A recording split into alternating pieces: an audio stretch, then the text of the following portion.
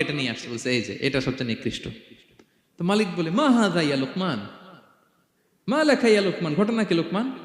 শ্রেষ্ঠ দুটো অঙ্গ কাটতে বললাম, জিহ্বার কলিজা হৃদয় কেটে নিয়ে আসলাম, বললাম সবচেয়ে নিকৃষ্ট দুটো অঙ্গ কাটো, আবার জিহ্বার এটা কেটে নিয়ে আসলাম। তো লোকমান বলতেছে, জিহ্বা আর হৃদয় যদি শ্রেষ্ঠ হয়, কল্ব যদি শ্রেষ্ঠ হয়, এর চেয়ে শ্রেষ্ঠ অঙ্গ আর হতে পারে না। আর জিহ্বা আর কল্ব যদি খারাপ হয়, মানুষের মুখ আর হৃদয় যদি খারাপ হয়, এর চেয়ে নিকৃষ্ট অঙ্গ আর হতে পারে না। সে তো অবাক, তাই তো? সে চিন্তা করে দেখে, তাই তো, এই মুখ দিয়ে মানুষ ভালো কথা বলে, সত্যের পায়গাম পৌঁছায়, মানুষের কল্যাণের জন্য ডাকে, জিকির করে, তাসবিহ পড়ে, কোরআন তেলাওয়াত করে, তখন তো এই জিহ্বা শ্রেষ্ঠ। আবার এই জিহ্বা দিয়ে যখন সে সমালোচনা করে, গীবত করে, শেখায়াত করে, অন্যকে গালি দেয়, কটু কথা বলে, তখন তো এই জিহ্বাটাই নিকৃষ্ট, ঠিক কিনা? আবার এই হৃদয় দিয়ে, এখানে সিনায় যখন আল্লাহর জিকির বসায়,